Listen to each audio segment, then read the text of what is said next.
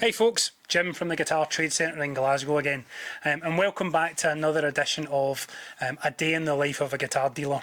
So, welcome back to everyone who's tuned into our earlier clips, and thanks very much for that, we really appreciate it. If you like what we do here, please just give the page, the video a like, and follow our pages. It's really helpful on Instagram, Facebook, YouTube, wherever you may find us. That's really appreciated.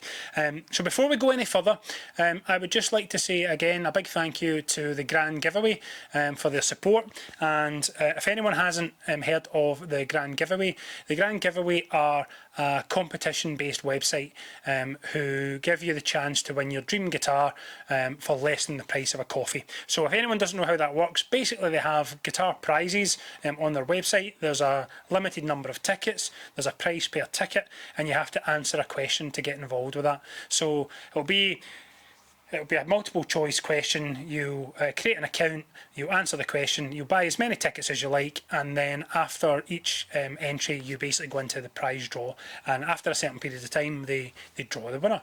And there could be some runners-up prizes, etc. So if that's your bag, if you're into that kind of thing and you want to win your dream guitar for less than the price of a coffee, check those guys out.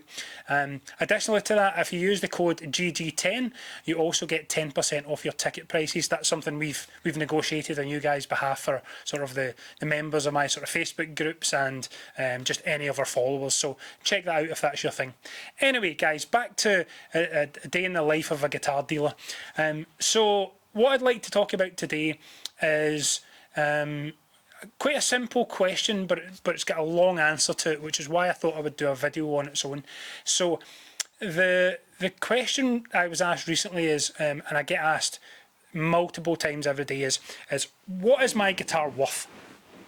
So what is my guitar worth? So or amp or pedal or whatever it happens to be. So what I would like to touch on in this today is worth is split into a couple of different categories.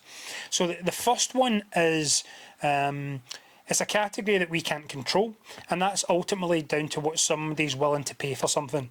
So I know for a fact that there's lots of guys who've been playing for a long time, and they remember when guitars were, let's say a Les Paul Standard was £1,000 new, and they can't get that out of their head, and even though they're 2,300 new or whatever they are now, they just wouldn't spend any more than £1,000 on a Les Paul Standard. So the question there really is, or the point really there is what they would be willing to spend on something. So that's worth for some people. So I can't control that. So that's up to everyone to decide what their own budget allows, etc., and what they would prepare for something. So that's fine. The next thing really is the market rate for something. So that's quite an easy one to work out. So when I look at the market rate for something, I would look at two things. And the two things that I would look at sometimes blend really well and they're on similar levels, and other times they are miles apart, and it causes a lot of confusion. So the first thing is, if you were looking to buy a particular guitar at the moment, what would it cost you to buy something? So what's available on the market at the moment? So what are other people asking for that particular guitar? So let's say a Les Paul Standard from 2018 onwards. Let's just pick a random sort of year and onwards. So let's say on the market at the moment, if you look on eBay and Reverb and all these platforms, they are sitting at £1,800 to £2,000. So if you have one of these, what I would recommend is that you look on eBay and Reverb to see what people are asking for them, and then see where yours would fit in terms of condition. So if there's a beaten up one on eBay or Reverb at £1,400 and yours is in mint condition with all the documents, etc., you could probably be sure that yours is worth a little bit more than that. If there's a mint condition one on there, same colour, etc., or a similar year as yours, all original, etc., in the exact same condition, original case and documents, and it's up there at 1,800 and it's not been selling, yours is probably worth a little bit less than that. So that's what people are asking for, and the easy way to check that is eBay and Reverb. The other way to look at that is go on some of the dealers' websites, so ourselves and various other high street stores and various other dealers UK wide. Have a look on their site, see if they have any and what they're asking for them, and that would give you an idea of roughly what it can be potentially worth. The next thing to look at would be what they're actually selling for. So when I was saying that sometimes these values can blend really well and other times they could be miles off, I'll give you a couple of examples. So we've had people approaching us, and if you watch any other YouTube channels or any other guitar dealer kind of video logs, etc., one of the things that they always say is that people get in touch with them trying to sell a guitar, and they always say, my guitar is going for, or these guitars are going for. And what they really mean by that is there's a couple on eBay, or there's a couple on Reverb, or in the worst case scenario, there's one that I found on eBay or Reverb and it's this price. So we have guys approaching us to say these guitars are going for $3,500, and you'll look on eBay and Reverb and you'll see one guy or one or two ads at $3,500. So if you just go as far as that, that would make you believe that your guitar is worth $3,500. So this is where the pitfalls can come in, or the more accuracies can come in. If you then go onto eBay and Reverb, what you can look at is what they've actually been selling for. So on eBay and on Reverb, there's a little button that says sold listings, completed listings, something along those lines. And after you've been searching for something, click on that and it will give you the most recent ones that have sold. So what we like to do is narrow that down to the last 6 or 12 months. Don't go any further than that because the market can change. And then also, this is a key point, also try and filter it down to geography. So there's no real point in looking at 5 that have sold in the USA for 1,200 quid and then thinking yours is worth 1,200 quid, because there could be some in the UK that have sold for more than that, or vice versa. There might be a couple in the UK that have sold for less. So narrow it down to the UK and look at sold prices, and then sort highest to lowest, and then just have a look through to see which ones would sort of fit into the match of your guitar. So again, back to what I was saying earlier, is that if you find beaten up ones at 1,800 quid and yours is mint, and you can find a couple of mint ones at £2,000, then yours is probably worth £2,000. So what I would say is look at the new price. This is just a brief summary. So look at the new price if the guitar's still available. Look at what's currently on the market. So eBay, Reverb, etc. Gumtree and Facebook Marketplace might not be the best thing to look at.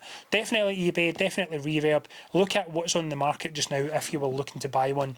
And then don't just leave it at that. Then look at what they've been selling for, so what they've actually sold for. So the sold listings on eBay and Reverb. So that should give you an easy way to work out what you've got.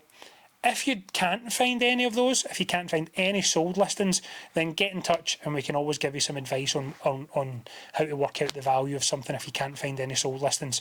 That also doesn't really work for vintage guitars, because in my experience, vintage guitars don't really sell on eBay and Reverb on the regular. What tends to happen is they're sold in the sort of shadows as such, in terms of it's all private sales from dealers, and it's not always a published sold price like you would get on eBay or Reverb. So that's a different category altogether. Again, if you've got a vintage guitar you're looking to sell, get in touch and we are more than happy to give you our advice on the valuation on that as well.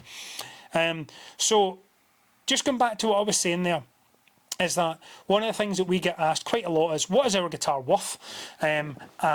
Or people will get in touch to say, these guitars are going for £3,500, and really they mean that one on Reverb or one on eBay is up for that price. So what to do is look at sold prices, and then sometimes what you'll find is that the ones on eBay and Reverb that are up for £2,000 or whatever the price happens to be, sold prices will sort of match that, and they'll be within a sort of range of a couple of £100 either way. You're always going to get somebody who just really needed cash and maybe put up at 15 just to get rid of it, and you're always going to get somebody who chanced their arm and put it up at 2-3, and some guy came along and just absolutely loved it and bought it. So I always take the highs and lows off and then look at what's sort of in the middle.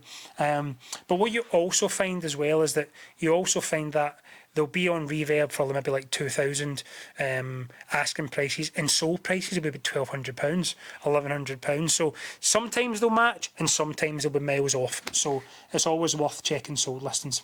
So anyway, I hope that helps. I hope that's been useful for you guys in terms of valuations. I hope that gives you an idea of how to work out sort of a valuation on something. One of the other things to remember, which I'll just throw in before we go, is that always be mindful that reverb take a cut of, I think it's now about 5%, but it previously was like 10 or 12%. So if you find a sold listing at £1,000 on reverb, that guy or that player who sold that probably ended up with about £900 in his pocket. It's kind of like the auction thing. You can find sold auction listings at maybe £1,000, but they take 25%. So that guy ended up with £750 in his pocket. So always something to consider. But anyway, if we can help, get in touch with us. We're always happy to help with valuations. And I hope that helps with you guys going forward. Anyway, until next time, keep in touch and take care.